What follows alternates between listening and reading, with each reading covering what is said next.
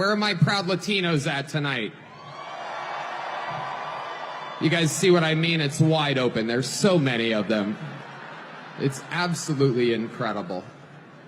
Donald Trump rally in Madison Square Garden, it sold out. Like records were broken yesterday. But one thing that really disturbed me is one particular comedian that seems to be taking a lot of the spotlight away from the goodness of this rally. The rally that took place yesterday in Madison Square Garden, New York was amazing. It was absolutely amazing. You had Hulk Hogan on there. You had a number of really cool speakers and celebrities on there, but Dr. Phil. But then all of a sudden, you got this guy who I never even heard of. You guys ever heard of a guy named Tony Hinchcliffe? I'm probably saying his name wrong. I don't even know who the freak this guy is. Tony Hinchcliffe. And apparently this guy gets on there and starts telling all sorts of jokes. And the jokes they really weren't even funny to me. So I'm like, why was this guy even here? Where are my proud Latinos at tonight? You guys see what I mean? It's wide open. There's so many of them. It's absolutely incredible. Believe it or not, people, I welcome migrants to the United States of America with open arms. And by open arms, I mean like this.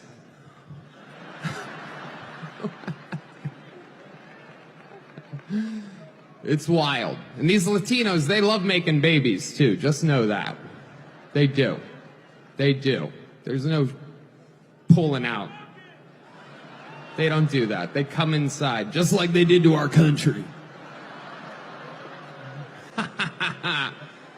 Republicans are the party with a good sense of humor. It is absolutely wild times. It really, really is. And, there's a lot going on. Like, I don't know if you guys know this, but there's literally a floating island of garbage in the middle of the ocean right now. Yeah. I think it's called Puerto Rico. Okay. All right. Okay. I see a lot of you guys jumping in. Did you guys catch the Trump rally and see this Tony Hinchcliffe guy on there? He was doing what was that one comedian roast? The Brady roast or Tom Brady roast. And, and so a lot of people are like, why did this guy even get selected? Right? Like, some people are asking, did Joe Rogan suggest that Tony Hinchcliffe get on this, to show up for Donald Trump's rally? But for me, the thing is I started seeing these posts on TikTok and Instagram, and it was mainly they were like maybe like reposts, even on Twitter, on X. I was seeing a lot of reposts from what Bad Bunny was saying. A lot of you guys may or may not know who Bad Bunny is, but Bad Bunny is a huge musician with a massive social media following. And the thing that killed me about this was that they took this entire rally that was hours long and consolidated into this couple of minutes of this deranged comedian getting up on stage and making all these racist comments where, apparently this guy's pretty popular. I didn't know who he was.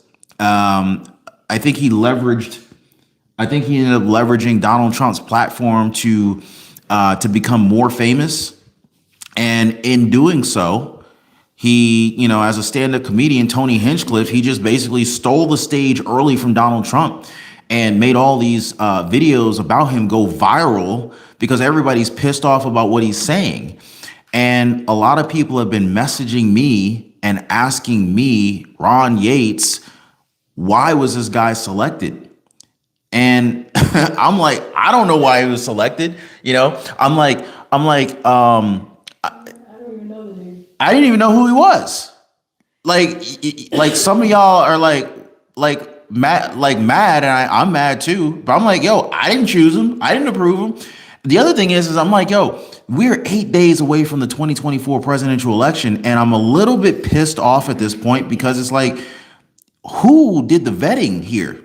Who like investigated this guy before giving him the platform to stand up at Madison Square Garden in front of Donald Trump's crowd to tell these jokes? And then you got the liberal media, you got Sonny Hostin from The View going off. And honestly, I can't even be mad at Sonny. You know, what this guy did, Tony Hinchcliffe, and I can't believe I'm actually agreeing with The View, right? But this guy, Tony Hinchcliffe, just freaking like, he went rogue, in my opinion. Now, here's the thing. I don't know how many of you guys watch football, basketball, any kind of sports, but there's all sorts of betting available for these. Like if you go to Las Vegas, there's online sports betting or whatever. There's a lot of money to be made there. In fact, there's a lot of people who are actually they're placing their bets on the 2024 presidential election as we speak. Okay. Now, rumors are now surfacing, guys, and please ask your friends if you've heard anything about this. Please comment down below if you guys have heard anything about this, and I'm going to try to jump in the comments in a little bit and take some of your questions and some of your comments. But let me know if if you've heard of any rumors about people preparing to throw the election. Now, you got to understand, this has been a rather very, very interesting election, to say the least, for 2024, because when have we seen an assassination attempt on a presidential candidate? We've never seen that before. And the left will do anything that they can to win this thing. Kamala Harris is not looking good here. And I'm not saying she's ugly or anything like that, or I'm just saying where she is in the presidential election in terms of performance, votes, within the swing states. We're talking Michigan, Arizona. I mean, we're, Georgia, which Georgia is not really traditionally a swing state. Pennsylvania, the race is close, but Donald Trump is winning. In fact, Donald Trump is, I didn't look at the polls in the last 30 seconds, but there's a lot of polls coming out showing that Donald Trump is winning in a lot of swing states. In fact, last I checked, Donald Trump was winning in all of the swing states. Okay. And so now the question is, what is the Democratic Party going to do in order to deflate the football, so to speak, to win the game? You know what I'm saying? So the question now is, was Tony Hinchcliffe a plant? Did they put Tony Hinchcliffe in there and somebody pay him under the table to pull this in one of the biggest settings that Donald Trump has had in the 2024 presidential election? Think about it, guys. Think about it. This has been noted as being one of the most important presidential elections of our lives, certainly in my lifetime. And so how much do you have to pay someone to get up on stage and completely flip the rhetoric on Donald Trump and take away all of this shine? Donald Trump was getting a tremendous amount of shine and, of course, hate, but he's getting a tremendous amount of shine because, look, this man sold out the freaking Madison Square Garden in New York. He's hosting a rally in New York, and a lot of people were, they were trying to persuade him to go elsewhere, but he made it happen anyway. And he sold out Madison Square Garden in New York, which is a traditionally blue state. So this says a lot about the support that Donald Trump has in New York. This says a lot about the support that Donald Trump has in all of the swing states. But when you have a state that is traditionally blue showing the red or conservative politician or political candidate that much love, that is unbelievably dangerous. By the way, guys, if you have not already, we got almost 800 people in the live here.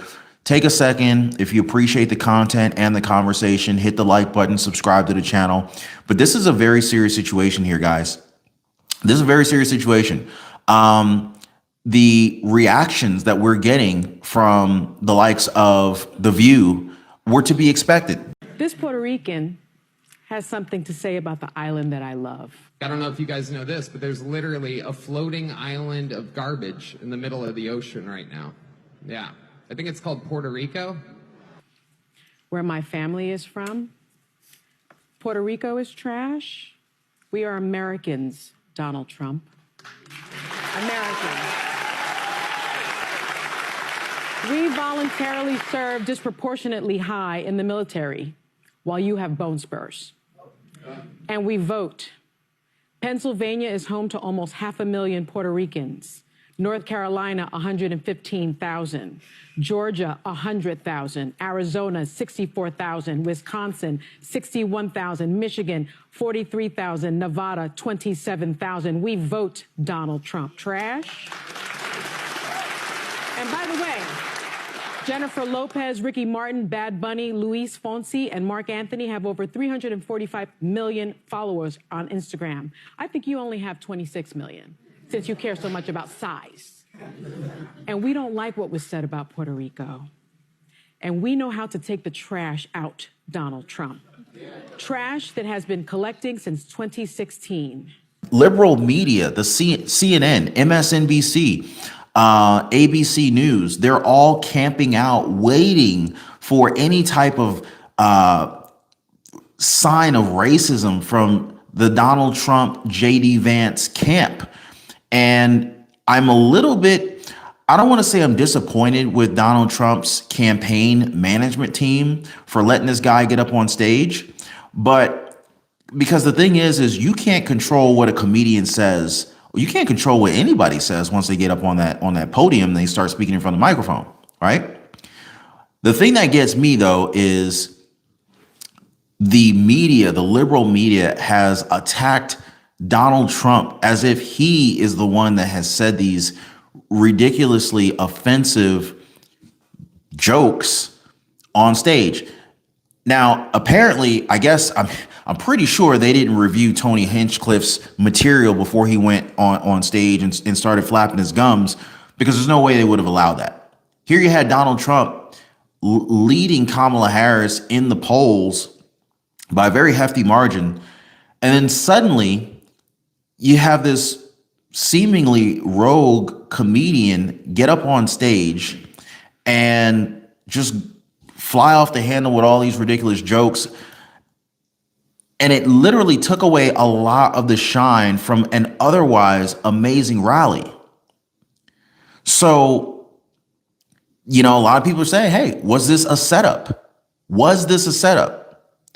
I want you guys to listen to what was said, because a lot of folks don't even know what this comedian said. And like I said, I ain't never even heard of comedian Tony Hinchcliffe. So I'm not sure if somebody paid him to say what he said, to do what he did. I'm not sure if Tony Hinchcliffe was trying to elevate his own personal brand or elevate his own popularity in the comedian arena. But he said what he said, and this is what he said.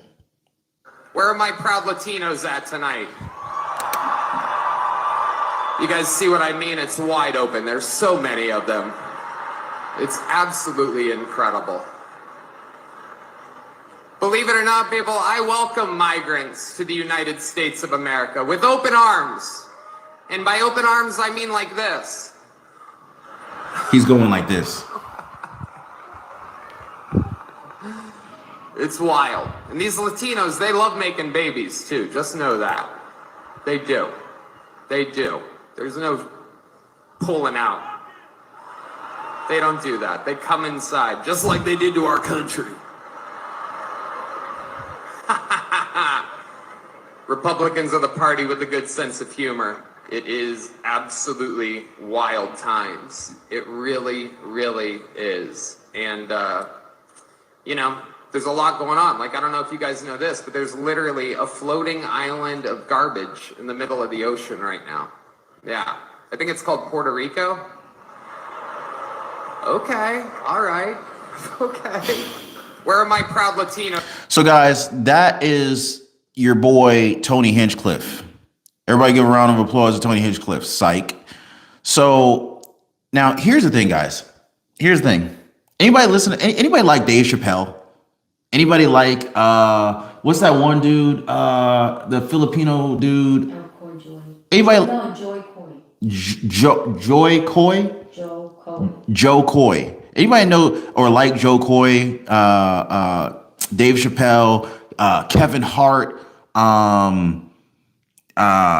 Dude, comedians are freaking. They're very controversial. I'll say that. Comedians are very controversial. And what comedians tend to leverage oftentimes are nationalities to poke fun and make people laugh. And in those particular settings, it can be very funny. You know, watermelon jokes about black people, ghetto jokes about black people, you know, whatever. I'm not that sensitive, right? The problem here, and they're like, if you took any of their jokes out of context, you'd be like, man, they're racist, you know? But here's, you know, you can make fun of any nationality. Think about it, guys. Every nationality has something quirky that they're known for, right? It don't make you racist. It just makes you observant, right? The problem I have with this here is that you got this guy who is a comedian, and he says he's literally given a softball pitch to the liberal media and Kamala Harris's campaign to attack Donald Trump. And the thing that is like really, it's really kind of like irking me a little bit is since most of the news channels are so liberal and they're just straight up like far left news channels, they're flooding the feed with this guy and his racist jokes. And they're trying to make it seem like Trump is the racist when Trump didn't say any of this stuff. You had this comedian get up on stage and say all of the wrong things at the wrong time. Now, I got people in the comments saying, hey, man, I don't see a like button on the video. Are you being suppressed? I might be being suppressed. I don't even know, because I know I'm talking about a controversial topic, and, you know, a lot of people don't want me to talk about it, but I'm going to talk about it.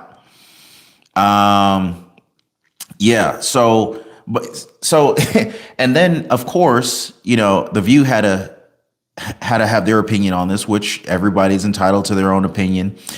And in all honesty, Sunny Hostin, she's from Puerto Rico. And as you might expect, Sunny was not happy about it. And Sunny has some choice words about, you know, this, not even so much the comedian. It's like, and this is the thing that kills me. It's like, rather than people questioning the comedian and his motives, or attacking the comedian versus attacking, you know, Donald Trump, it's like this comedian said some of the most racist things, which under any other setting would likely be, you know, acceptable.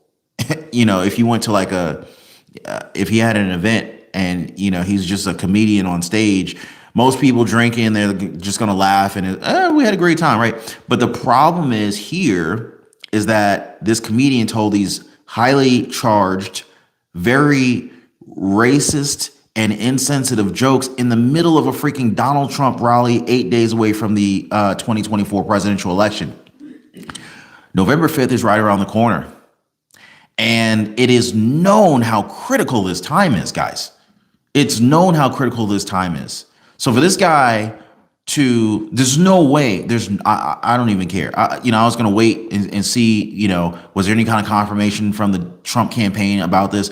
I'm going to go out on a limb and say that there's no way in the world that the Trump campaign management team approved this guy being on stage saying the things that he said beforehand. There's no freaking way. But we got to hear from Sunny Hostin from The View, because, you know, she brought up some points, although she is, in my opinion, aiming the horrible things that Tony has said at Trump as if Trump said it. I do want to hear her take, because a lot of people do feel this way, but I'm going to give you my take after this. Take a listen. This Puerto Rican has something to say about the island that I love. I don't know if you guys know this, but there's literally a floating island of garbage in the middle of the ocean right now. Yeah. I think it's called Puerto Rico. Where my family is from, Puerto Rico is trash. We are Americans, Donald Trump. Americans. We voluntarily serve disproportionately high in the military while you have bone spurs. And we vote. Pennsylvania is home to almost 500,000 Puerto Ricans. North Carolina, 115,000. Georgia, 100,000. Arizona, 64,000. Wisconsin, 61,000. Michigan, 43,000. Nevada, 27,000. We vote Donald Trump. Trash. And by the way, Jennifer Lopez, Ricky Martin, Bad Bunny, Luis Fonsi, and Mark Anthony have over 345 million followers on Instagram. I think you only have 26 million, since you care so much about size. And we don't like what was said about Puerto Rico. And we know how to take the trash out, Donald Trump. Trash that has been collecting since 2016. And that's you, Donald Trump. And finally, my fellow Puerto Ricans, trash collection day is November 5th, 2024. You see what I'm saying? It's like, wow. It's amazing how these folks hear what this comedian said, standing up in the center of Madison Square Garden in front of the Donald Trump Vance podium. And they all see that this comedian is saying this. Donald Trump's likely in the background, freaking shaking his head like, oh my God, what is this idiot doing? Oh my God. But, you know, I mean, this is that underhanded pitch. You know, they literally, I think this is a setup, guys. I think this was a well executed setup to sabotage the Trump campaign. Think about it. Think about the historics here, guys. Think about the historics and think about how many firsts there are, right? You've never had a presidential candidate shot at on live TV, right? We've never had a Republican candidate leading in the polls going into the presidential election on November 5th. We've never seen that before. It just doesn't happen.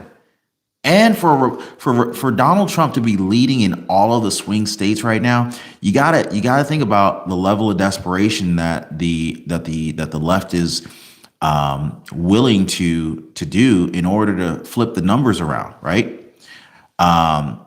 We did early voting here in Georgia, and they what do you call it? They checked our IDs. So it's harder to cheat. It's not impossible, but it's harder to cheat. And the thing is usually Republicans don't do a whole heck of a lot of early voting in comparison to the Democrats. Democrats tend to do that. Republicans, conservatives, not so much. I consider myself to be more of an independent, but this year Donald Trump got my vote. And my opinion hasn't changed of him. So I think he's good for the economy. I think he's good for the country. Unfortunately, I feel like a lot of people are easily swayed by the comments and the opinions of celebrities. And so a part of me is like looking at this guy, this Tony guy, and I already forgot his last name. And I'm like, I'm like a little bit irritated that so many people are listening to these garbage jokes. No pun intended, because he did make a garbage joke, technically. But he's making these garbage jokes, and suddenly people are listening to a lot of influencers, celebrities, Bad Bunny, Jennifer Lopez, Ricky Martin, trying to like sway people to say, like, look, Donald Trump is racist. I told you he was a racist. I told you Trump was a racist. Look at this guy. Why would he let this racist comedian get up on stage and say all these things? You know what I'm saying? But But what kills me is like a lot of these folks were planning on voting for Donald Trump up until these jokes came out. But I think much like what we saw with the Kamala Harris honeymoon period, where she came out and everybody all of a sudden, because the media convinced that could try to convince people that she was awesome, they suddenly took Kamala Harris from being the most invisible vice president in American history to being to being advertised as being the most loved, the most critically acclaimed vice president that we've ever had. But yet she would take no interviews. She wouldn't answer any questions. She would avoid the media at all costs, only to find out that without a teleprompter, she ain't worth shit. So now that the cover has been blown for Kamala Harris, and people are realizing how much of an airhead that she is, and that all she can do is memorize quotes and taglines and premeditated responses and whatnot. When there's no teleprompter, she can't do anything, and this has harmed her tremendously. She's flip-flopped on a on a ridiculous number of policies throughout the years. And the level of desperation here at this point is ridiculous. She had to pay Beyonce. She wasted $10 million to pay Beyonce to talk for 4 or 5 minutes, only for Beyonce not to perform as advertised. And the entire crowd booed Kamala Harris and walked out after that. I'd boo Kamala Harris too and walk out after you freaking bait and switch me. Nomad Archer, appreciate you, man. Thank you so much for the $2 super chat. But yeah, I mean but okay, so I'm a little upset because it's like, you got this comedian, he gets on stage, he says the wrong thing. He says the wrong thing at the wrong time and offends a shitload of people, right? Well, can I really be upset that people are willing to change their mind on who they're willing to vote for because of what a celebrity has done? Well, think about it. Kamala Harris spent $10 million to get Beyonce to yap for 4 or 5 minutes. Why? Because she knows that people respect her, or at least really like her, and whatever she says, whoever she supports, they're going to support too, because they don't think, right? Well, this backfired, unfortunately, because this guy got up on stage and said a whole lot of stuff that he really should not have said. And it is now reflecting negatively on Donald Trump. But I think that the Trump campaign is smart enough and wise enough to be able to pivot from this, because again, Donald Trump is a businessman. Donald Trump's sharp. Don't sleep on this guy. JD Vance, that man is also very sharp. Don't sleep on him. This is like an unexpected gut punch. And I think that these individuals and their campaign and their think tank are going to think through this and pivot into a win. Comment down below, win. Comment down below, Trump 2024. You can't let some silly comedian who is not going to be in the White House, who is not making any decisions, he's not making any policy decisions. You can't let some silly comedian get on stage and allow this guy to persuade people to back out. And I think real Trump supporters are going to realize this. They're going to realize that this was, to some extent, a well-executed sabotage of Donald Trump's campaign. Think about it. I'm not saying that this happened, but imagine Kamala Harris. You ain't got to imagine this. Kamala Harris's camp paid Beyonce somewhere around $10 million, right? Was it $10 million, guys? How much did Kamala Harris pay Beyonce? And then you had Lizzo, right? Lizzo, she said some wild shit too. I heard Lizzo, how much did Lizzo get paid? I think Lizzo got something like $3 million, $2.7 million, something like that. She just throwing around other people's money. This is, you want to talk about a transfer of wealth? this is campaign money that she literally decided to cut checks to all these different people for, right? Who knows how much of that money is getting cut back to her? You know, I don't know if Beyonce cut her check back. Yo, appreciate it. You know, hit Kamala Harris off with a $1 million tip or something like that.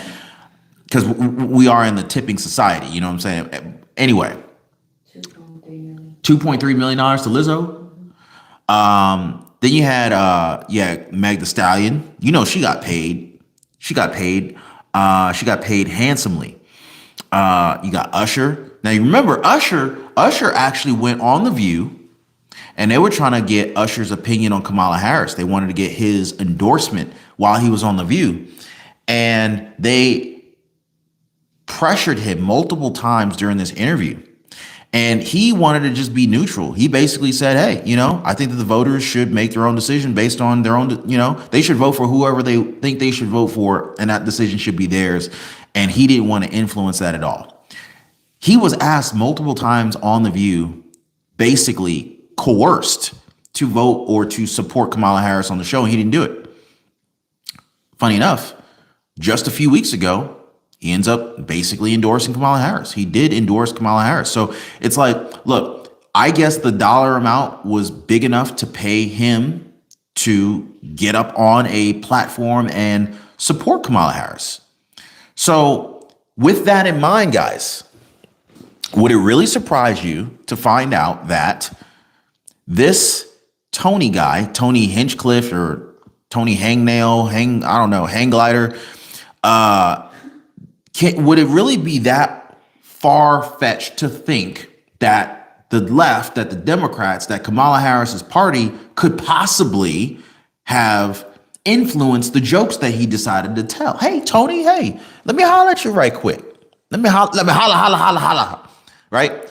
So let me holler at you right quick. Yo, I know you're about to get up on stage with Donald Trump at Madison Square Garden in a couple of days. Hey, is there any way that you can tell some of these more racy jokes, some of these more edgy jokes, really get the feathers of the crowd ruffled a little bit?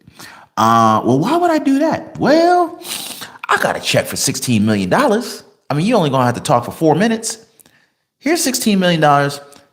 Tell some of these jokes that you've told in some of your previous events.